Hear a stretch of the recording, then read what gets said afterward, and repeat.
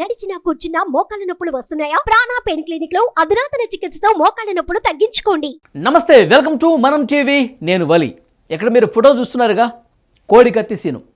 అసలు యాక్చువల్గా అతని పేరు జనుపల్లి శ్రీనివాసరావు. తర్వాత ఆ కోడికత్తి ఘటన ఎప్పుడైతే జరిగిందో ఎయిర్పోర్ట్లో విఐపీ లాంజ్లో ప్రతిపక్ష నేతగా ఉన్నటువంటి వైఎస్ జగన్మోహన్ రెడ్డి గారి మీద కోడికత్తితో దాడి చేశాడు అని చెప్పి అప్పటి నుంచి కూడా కోడికత్తి సీను అంటున్నారు.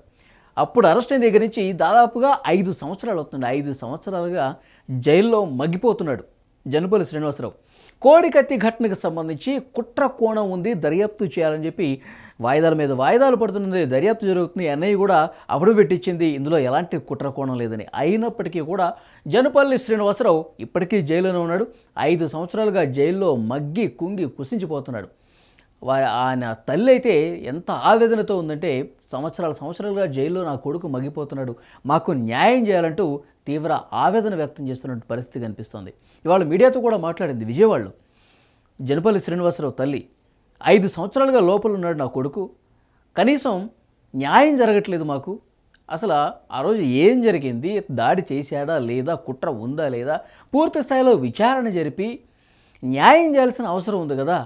మా అబ్బాయికి అసలు ఏం తెలీదు, కావాలని చెప్పి ఇరికించారంటూ ఆందోళనలతో, చాలా బాధతో, ఆవేదనతో మాట్లాడింది. రేపు గురువారం నుంచే ఆమరణ నిరాహార దీక్ష కూడా సిద్ధమవుతున్నట్టుగా ప్రకటించారు. ఫోన్ చేసి చెప్పాడంట శ్రీనివాసరావు, జనుపల్లి సీను, కోడికత్తి సీను ఎవరైతే ఉన్నారో ఫోన్ చేసి చెప్పాడంట, నాకు న్యాయం జరగట్లేదు, ఇన్ని సంవత్సరాలుగా నేను వేచి చూస్తున్నాను, నేను చేయని తప్పుకి శిక్ష అనుభవిస్తున్నాను అని చెప్పి ఆయన బాధపడుతూ, ఇక లాభం లేదు, ఆమరణ నిరాహార దీక్ష, నేను జైల్లోనే కూర్చోనంటూ ఫోన్ చేశారంట తల్లికి. ఇప్పుడు వాళ్ళ కుటుంబ సభ్యులు కూడా విజయవాడలోని, ఆయన అక్కడ విశాఖ జైల్లో దీక్ష చేస్తే కుటుంబ సభ్యులు విజయవాడలో మేము కూడా దీక్ష చేస్తాం, ఒకేసారి ఇద్దరం కూడా దీక్షలోనే పాల్గొంటామని చెప్తున్నారు. కానీ ప్రభుత్వం ఎందుకు అసలు కనీసం పట్టించుకోవట్లేదు? ఇప్పుడు ముఖ్యమంత్రిగా ఉన్నారు వైఎస్ జగన్ గారు, తన మీద ఉన్నటువంటి కేసుకు సంబంధించి పూర్తిగా నివృత్తి చేసుకోవాల్సినటువంటి అవసరం లేదా? దీని వెనక నిజంగా కుట్ర ఉంది ఆయన అనుకుంటున్నప్పుడు ఎలాంటి కుట్ర ఉంది? ఇప్పుడు కోర్టుకు వచ్చి ఆయన సాక్ష్యం చెప్పాల్సినటువంటి అవసరం ఉంది కదా.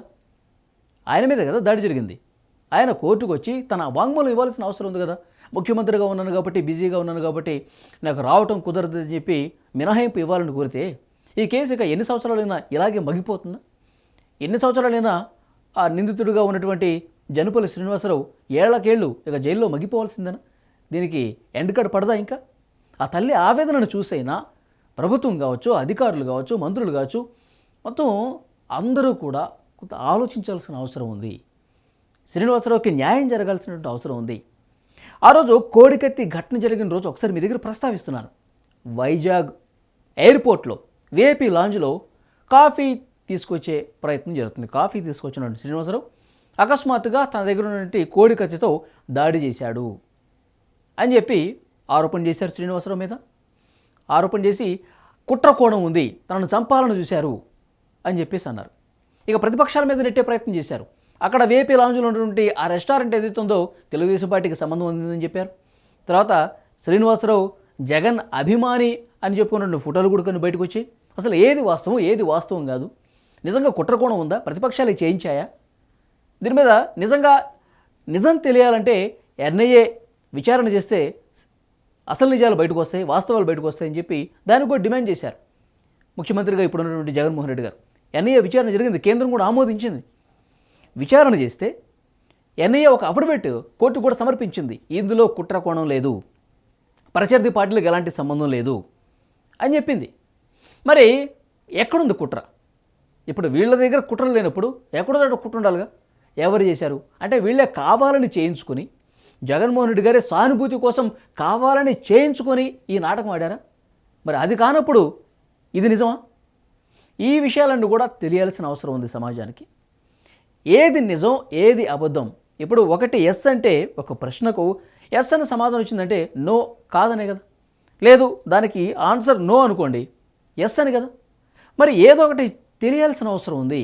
ఈ విషయంలో నిజమేంటో ప్రపంచానికి తెలియాలి. 5 సంవత్సరాలైంది. ఇందులో కుట్రకోణం ఉందా? జనుపల్లి శ్రీనివాసరావు పొడిచాడా? అసలు ఇక్కడ విడ్డూరం ఏంటంటే, అంత పెద్ద ఎయిర్పోర్టు, విఐపీ లాంజు, ఒక్క సీసీ కెమెరా కూడా పనిచేయదండి. ఒక్క సీసీ కెమెరాలో కూడా విజువల్ రాలేదు అంటే కనుక దీన్ని ఏ విధంగా అర్థం చేసుకోవాలి? అక్కడ సాక్షి కూడా లేడు. ఇప్పుడు ప్రతిపక్ష నేతగా ఉన్నారు, ముఖ్యమంత్రి కావచ్చు, లేదంటే ప్రధాన ప్రతిపక్ష నాయకుడు కావచ్చు. ఒక ప్రదేశం నుంచి ఇంకో ప్రదేశానికి వెళ్తున్నప్పుడు సెక్యూరిటీ ఉంటుంది, భద్రత ఉంటుంది, సంబంధిత అక్కడ వాళ్ళకి సంబంధించిన నాయకులు ఉంటారు. అయినప్పటికీ వాళ్ళందరూ కళ్ళు గప్పి దాడి చేసేసాడా?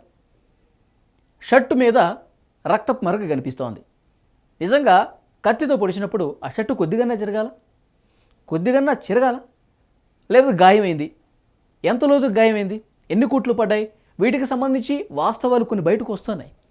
నిజంగా ఆసుపత్రిలో కుట్లకు సంబంధించి సమాచారం నిజమైందా కాదా, దీని మీద దర్యాప్తు నిష్పక్షపాతంగా జరిగిందా లేదా, ఇవన్నీ రావాల్సినటువంటి తెలియాల్సినటువంటి అవసరం అయితే కనిపిస్తోంది. ఏది అయినప్పటికీ ఒకటి మాత్రం తేట తెల్లమవుతుంది. ముఖ్యమంత్రిగా ఉన్న వైఎస్ జగన్మోహన్ రెడ్డి గారు ఏళ్లకు ఏళ్ళు నాంచుతుంటే దీని మీద విపరీత అర్థాలు, వేరే అర్థాలు వెళ్ళేటువంటి అవసరం కనిపిస్తోంది. కాబట్టి జగన్మోహన్ రెడ్డి గారు కోర్టుకు రావాలి, వాంగ్మూలం ఇవ్వాలి. నిజాలు బయటకు తేల్చే క్రమంలో ఆయన కూడా తన మీద దాడి జరిగింది కాబట్టి చెప్పాల్సినటువంటి అవసరం ఉంది. ఆ రోజు జరిగిన విషయాన్ని పూసగుచ్చినట్టు నిజం ఎన్ఐఏ అధికారులకు తెలియజేయాల్సినటువంటి అవసరం ఉంది. అప్పుడే దర్యాప్తు అనేది మరింత వేగవంతం అవుతుంది. నిందితుడు అనుకోండి, దాన్ని బట్టి వాస్తవాలు బయటకు వచ్చినప్పుడు శిక్ష వేస్తాయి. నిందితుడు కాదు, వేరే కుట్ర ఉంది, వేరే వాళ్ళు ఈ విధంగా చేయించారు, ఆ విషయం కూడా బయటకు వస్తుంది కదా. కాబట్టి ఎన్ని సంవత్సరాలు ఈ కేసును నాంచడం అంటే దీని వెనకాల మతలబు ఏదో ఉంది. సానుభూతి కోసమే ఈ విధంగా జరిగింది కాబట్టే జగన్మోహన్ రెడ్డి గారు నాంచుతున్నారు అన్న అభిప్రాయం ప్రజలకి బలంగా వెళ్ళేటువంటి అవకాశం ఉంది. ఈ నేపథ్యంలో అలా కాకూడదు, అలా జరగకూడదు, నిజాలు వెంటనే బయటకు రావాల్సిన అవసరం ఉంది. 5 సంవత్సరాలుగా మగ్గిపోతున్న వ్యక్తికి న్యాయం జరగాల్సిన అవసరం ఉంది. కాబట్టి వెంటనే దీన్ని తేల్చాలి. ముఖ్యమంత్రిగా ఉన్న జగన్మోహన్ రెడ్డి గారు తన వాంగ్మూలాన్ని ఎట్టి పరిస్థితుల్లో వేగవంతంగా ఇవ్వాల్సినటువంటి అవసరం అయితే కనిపిస్తోంది. శ్రీనివాసరావు బ్రదర్ చెప్తా ఉన్నాడు, మేము దళితులం కాబట్టే మాకు అన్యాయం జరుగుతోంది. 5 సంవత్సరాలుగా తమ్ముడు శ్రీనివాసరావు జైల్లో మగ్గిపోతున్నాడు, న్యాయం జరగట్లేదు అంటే దళితులం కాబట్టే మా మీద వివక్ష చూపిస్తున్నారా? దళితులం కాబట్టే ఈ ప్రభుత్వంలో అన్యాయం జరుగుతుందా అని ఒక ప్రశ్న లేవనెత్తాడు. ఇది ఒక వ్యాలిడ్ పాయింట్. వైసీపీ ప్రభుత్వంలో దళితుల మీద దాడుల విషయాన్ని ప్రస్తావిస్తున్నారు. ఎమ్మెల్సీ అనంతబాబు తన డ్రైవర్ని మర్డర్ చేసి ఆ డెడ్ బాడీని ఇంటికి డోర్ డెలివరీ చేశాడు, కళ్ళ ముందు కనిపిస్తోంది అది కూడా. సో దళితులకి ఏ రకమైనటువంటి న్యాయం ఈ ప్రభుత్వంలో జరగట్లేదు, ఆలోచించేయాలా. ఇక్కడ ఈ కేసులో కూడా మేము దళితులం కాబట్టే మా బ్రదర్ 5 సంవత్సరాలకు పైగా జైల్లో మగ్గిపోతున్నాడా, ఇక న్యాయం జరగదా, బతికినంతకాలం జైల్లో ఉండాల్సిందేనా? ఆ తల్లి కూడా ఆవేదన కూడా చూడండి ఒకసారి.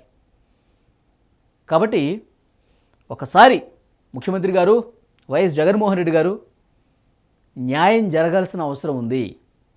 ఈ ఫ్యామిలీకి నిజంగా కుట్ర కోణం కుట్ర ఉందని చెప్పి మీరు ఎన్ఐఏకి ప్రతిపాదించారు, ఎన్ఐఏ దర్యాప్తు జరగాలని చెప్పారు, అదే జరుగుతుంది. కుట్ర లేదని చెప్పింది.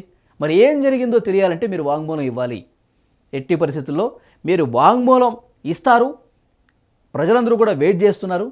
ఇచ్చిన తర్వాత ఈ కేసులో అసలు వాస్తవాలు బయటకు రావాల్సిన అవసరం ఉందని ప్రజలు కూడా అభిప్రాయపడుతున్నారు. చూద్దాం ఎట్లా ఉంటుందో.